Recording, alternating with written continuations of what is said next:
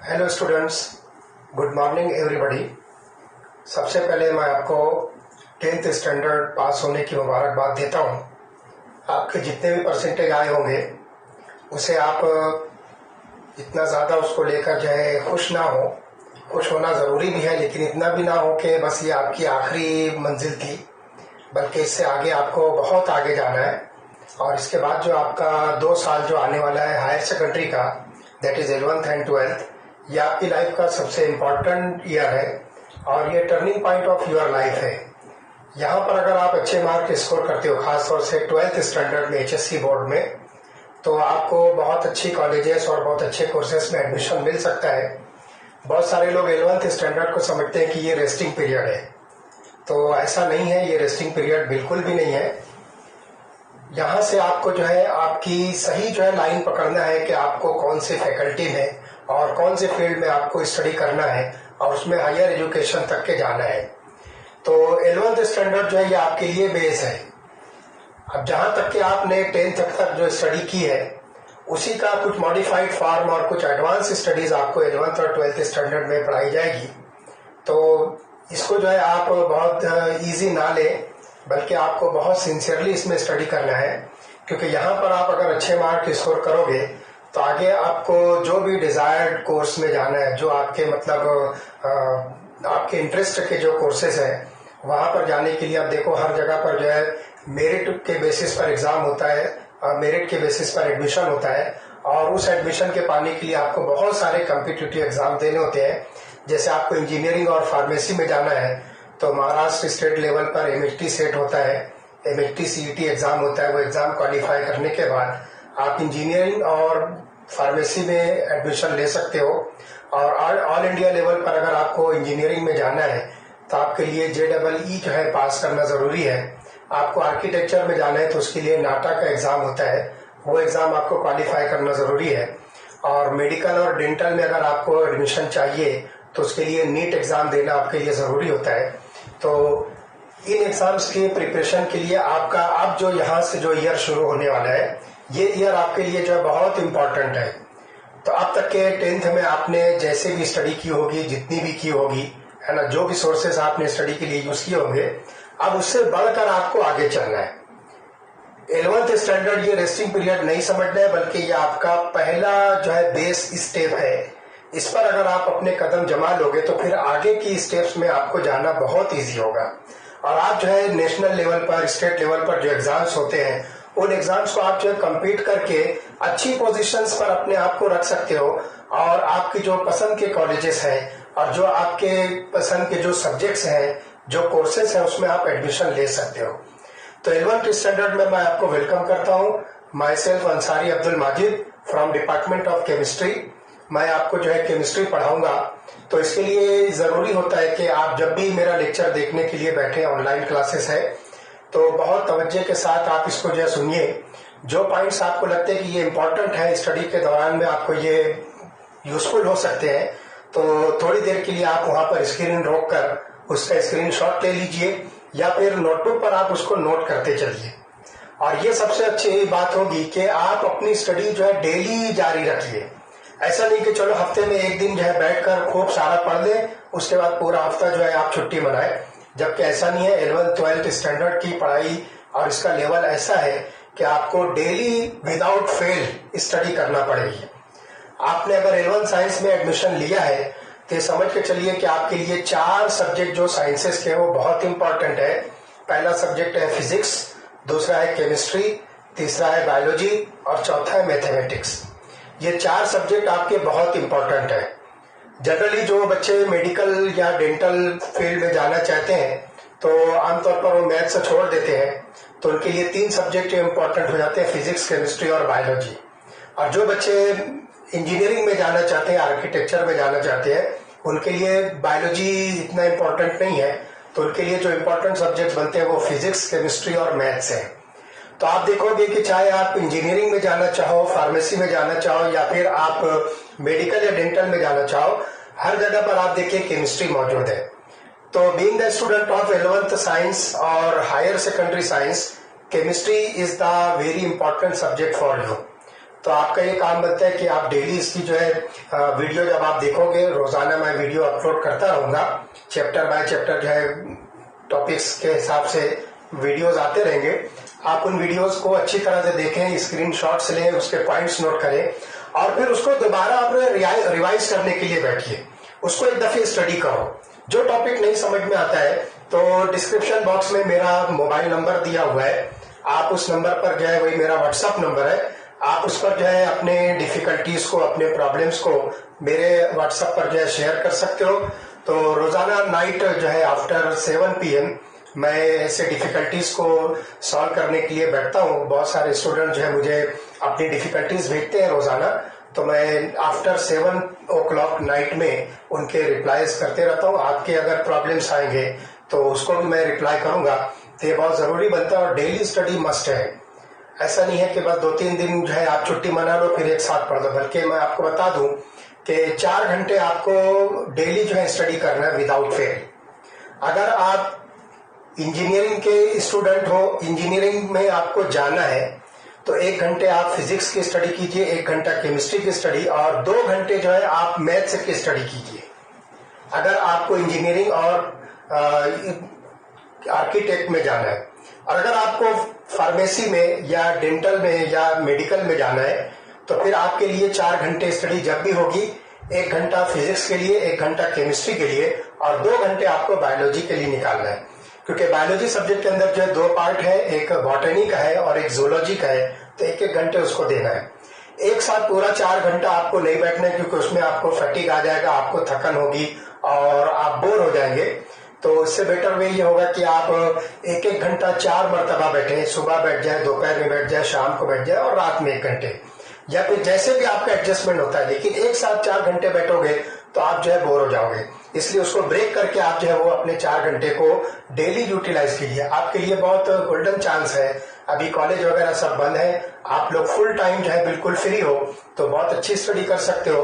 और एक इम्पोर्टेंट बात ये भी है कि आप मार्केट से जो है बुक परचेस कर लीजिए, बुक में से भी आप स्टडी कीजिए। जो टॉपिक आपको नहीं समझ में आता उसको अंडरलाइन कीजिए, उसका फोटो निकाल कर मेरे व्हाट्सएप पर भेज दीजिए कि ये डिफिकल्टी हमको आती है, तो उसका जो भी सोल्यूशन होगा मैं आपको सेंड करूंगा। तो इस तरह से बहुत इजीली आप जो स्टडी कर सकते हो। तो चले हम आते हैं थोड़ा सा हमारे अपने सब्जेक्ट का डिस्क्रिप्शन करने। केमिस्ट्री L1 साइंस का यहाँ पर जो आपको पूरा सिलेबस जो है पढ़ाया जाएगा। तो इसके अंदर जो है सबसे पहले मैं बताऊंगा कि what do you mean by chemistry. Being the student of chemistry you must know about the subject chemistry. What is chemistry? तो बिल्कुल सिंप्लीफाइड इसकी जो डेफिनेशन है, chemistry is the branch of science which deals with study of matter. बस ये 3 words में जो है आप पूरी केमिस्ट्री को डिफाइन कर सकते हो। Chemistry is the branch of science which deals with study of matter. Now you know very well what is matter. Matter has 3 forms, solid, liquid and gas. ये 3 फॉर्म्स जो है आपको केमिस्ट्री मैटर के मिलेंगे। तो जो भी मैटर आपके सराउंडिंग में प्रेजेंट है, that matter will be either in the form of solid, liquid और गैस। उसकी जो कुछ भी आप स्टडी कर रहे हो, अब ये स्टडी क्या हो सकती है? दिस स्टडी में बी फिजिकल प्रॉपर्टीज,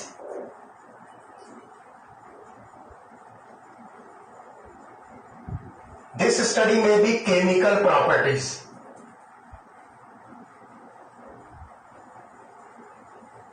फिजिकल प्रॉपर्टी की बात अगर हम करें तो फिजिकल प्रॉपर्टी में आपको बहुत सारी ऐसी प्रॉपर्टीज है जो आप उसको देखकर या कोई एक्सपेरिमेंट करके मालूम कर सकते हो।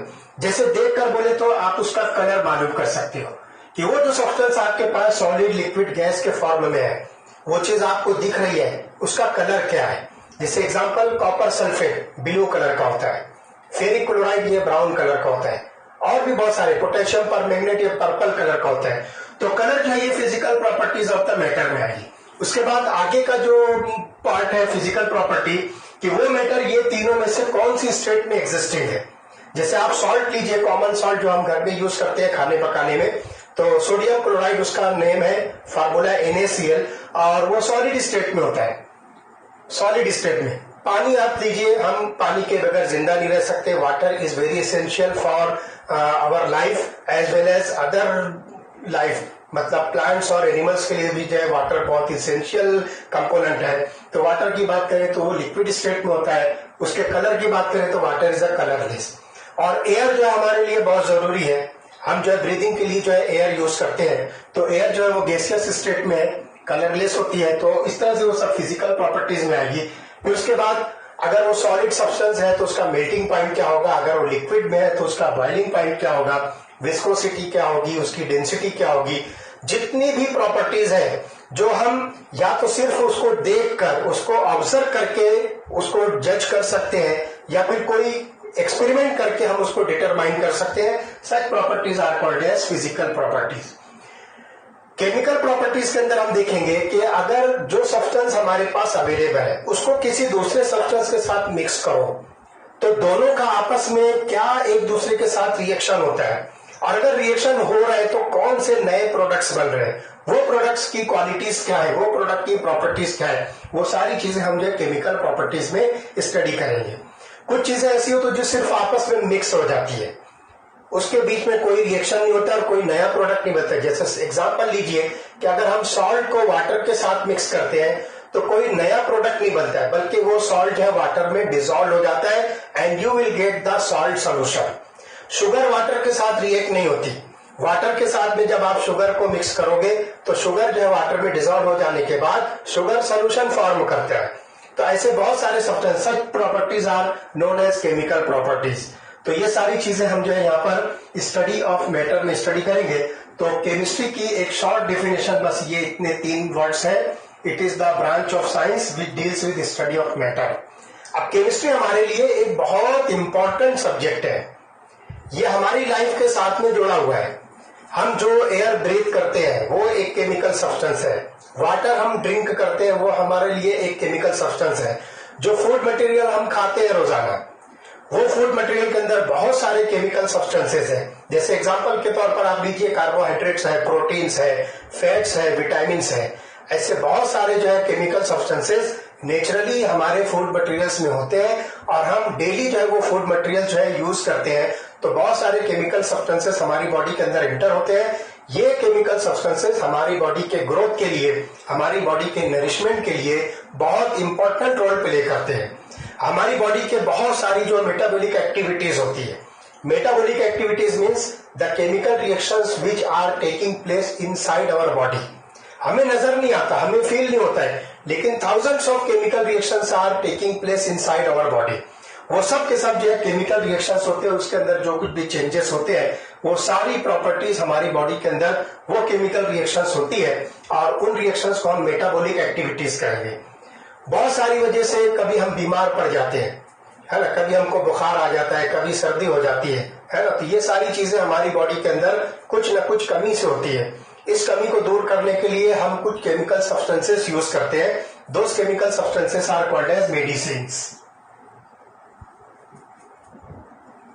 तो ये मेडिसिन्स भी जो है केमिकल सब्सटेंसेस होते हैं जो हमको बीमारियों से बचाते हैं। हमारी बॉडी के अंदर बहुत सारे मतलब जो है कुछ ऐसे सेल्स होते हैं जो किसी वजह से अफेक्ट होते हैं, जैसे कि वायरल इन्फेक्शन हो जाता है या बैक्टीरियल इन्फेक्शन हो जाता है, तो उसके लिए हम जो है केमिकल सब्सटेंसेस यूज करते हैं। Those chemical substances are called as medicines और those are also called as drugs. तो इस तरह से अगर देखा जाए तो हम केमिस्ट्री से सराउंडेड है। हर तरफ हमारे सराउंडिंग में जितनी भी चीजें हैं, हम जिस घर में रहते हैं वहां जितनी भी चीजें उस घर को बनाने में यूज हुई है, जो मटेरियल्स यूज है वो सब केमिकल सब्सटेंसेस है। जैसे सीमेंट का मटेरियल देख लीजिए, लकड़ी से बहुत सारी चीजें हम दरवाजे खिड़की वगैरह बनाते हैं, है ना। हमारे घरों के अंदर जो है कलर वगैरह होता है दीवारों पर, छत पर, तो वो कलर भी जो है केमिकल सब्सटेंसेस होते हैं। हम जो कपड़े पहनते हैं ये कपड़े भी जो है केमिकल सब्सटेंस के, जैसे कि एग्जांपल लीजिए कॉटन। अगर कॉटन के कपड़े हम पहनते हैं तो cotton is one of the example of carbohydrate.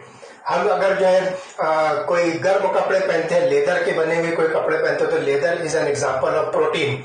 और बहुत सारी ऐसी चीजें हमारे यूज की होती है जो केमिकल सब्सटेंसेस से बनी होती है। तो अगर हम देखें तो food, shelter and clothings, food, shelter and clothings, ये 3 basic needs of human beings है। फूड, शेल्टर एंड क्लॉथिंग्स, जिसको सिंपली हम कहेंगे रोटी, कपड़ा और मकान। ये 3 इंपॉर्टेंट चीजें हमारे लिए है जो basic needs of human beings या basic needs of human kinds, all 3 basic needs of human kinds are fulfilled by chemistry. तो इस तरह से अगर मैं कहूं कि हम अपने आप में खुद एक चलती फिरती केमिस्ट्री है, एक लाइव केमिस्ट्री है, तो ये बात गलत नहीं होगी, क्योंकि हम अपनी बॉडी के कंटेंट को देख ले अगर, तो हमारी बॉडी के अंदर भी जितनी भी चीजें हैं ये या तो प्रोटीन की बनी हुई है, या इसके अंदर जो है कार्बोहाइड्रेट प्रेजेंट है, या फिर इसके अंदर विटामिन है और फैट्स है। तो हमारी बॉडी के अंदर ये सारी चीजें प्रेजेंट है। हम अपने ब्लड को देख ले अगर, तो ब्लड के अंदर एक इम्पोर्टेंट उसका पार्ट है that is called as haemoglobin, and haemoglobin is one of the type of protein. हमारी बॉडी के अंदर जो है ब्लड के अंदर जो शुगर होता है, that sugar is one of the type of carbohydrate. बहुत सारे विटामिन हमारी बॉडी के अंदर प्रेजेंट होते हैं। ये विटामिन हमारी बॉडी के लिए बहुत इंपॉर्टेंट होते हैं, हमारी ग्रोथ और नरिशमेंट के लिए इंपॉर्टेंट रोल प्ले करते हैं। तो these vitamin are also the chemical substances. फिर हमारे जो है बॉडी के अंदर जो है फैट के फाइबर्स होते हैं, these fats are nothing but the lipids, और ये जो है हमारे लिए जो है एक इम्पोर्टेंट पार्ट होता है, and these are the chemical substances. फिर हमारे खाने पीने में जो चीजें हैं वो सब के सब जो है केमिस्ट्री से रिलेटेड है। हम जो चीजें पहनते हैं, कपड़े वगैरह और दीगर हमारे इस्तेमाल की चीजें, ये सब के सब जो है केमिकल सब्सटेंसेज है। घरों में हम जो पकाने के लिए जो यूटेंसिल्स यूज करते हैं उसमें एल्यूमिनियम के हैं, कॉपर के हैं, है ना, ब्रास के हैं, और साथ ही साथ जो है आयरन के जो यूटेंसिल्स होते हैं, उसके बाद जो है स्टेनलेस स्टील के यूटेंसिल्स होते हैं। हम बैठने के लिए जो फर्नीचर्स यूज करते हैं वो प्लास्टिक मटेरियल पॉलीमर का बना होता है या वुडन मटेरियल्स के बने होते हैं। तो ये सारी चीजें जो है केमिकल सब्सटेंसेस है। तो इस तरह से हम देखें कि हम अपने आप में एक लाइव केमिस्ट्री है, और हमारे सराउंडिंग के अंदर भी जो है जितनी भी चीजें हैं जो केमिस्ट्री है। तो सिंपली हम ये बात कहेंगे कि without chemistry we can not survive. अब आगे के लेक्चर में हम केमिस्ट्री की और जो डिटेल स्टडी करेंगे। 11th के अंदर आपका जो पहला चैप्टर है वो इसी पर बेस्ड है, जिसका नाम है some basic concepts of chemistry. ये चैप्टर आपके लिए बहुत इंपॉर्टेंट है। अगर ये चैप्टर आप लोग समझ लेते हो तो ऐसा समझ के चलिए कि केमिस्ट्री आपकी मुट्ठी में है। आप बहुत इजीली केमिस्ट्री को जो है होल्ड कर सकते हो, और केमिस्ट्री को जो है आप कंट्रोल कर सकते हो, और केमिस्ट्री के ऊपर आप जो है डोमिनेंट हो सकते हो। तो ऐसे कुछ चैप्टर्स हैं, जैसे कि मैंने बताया कि अभी some basic concepts of chemistry. इसके अलावा भी और भी चैप्टर्स हैं केमिस्ट्री के जो आपके लिए जो है बहुत इजी होंगे, और उसको आप अगर समझ लेते हो तो पूरी केमिस्ट्री पर आपकी जो है होल्ड हो जाएगी, और आप बहुत इजीली जो है केमिस्ट्री को अंडरस्टैंड कर सकोगे। मैं फिर से आपको एक बात कहूंगा कि रोजाना लेक्चर जो है अपलोड होते रहेंगे। आप लोग रोजाना लेक्चर देखिए, रोजाना उसकी स्टडी को जो है रिवाइज कीजिए। ये बहुत इंपॉर्टेंट बात है, बगैर रिवीजन के आपको कुछ नहीं आएगा। इसलिए एक रिक्वेस्ट मैं आपसे करूंगा कि लेक्चर होने के बाद आप उसको अपनी बुक लेकर साथ में लेक्चर भी देखिए, बुक को भी देखिए, और दोनों के साथ में आप जो है एक स्टडी रिवीजन की कीजिए, और फिर जो डिफिकल्टीज आई वो डिफिकल्टीज मुझे जो आप सेंड कीजिए। ये डेली स्टडी आपके लिए सबसे इंपॉर्टेंट होगी। तो नेक्स्ट टॉपिक हम जो है कल से डेली जो है वीडियोस में आपको बताते रहेंगे, टॉपिक वाइज स्टडी होगी। Okay, we stop here.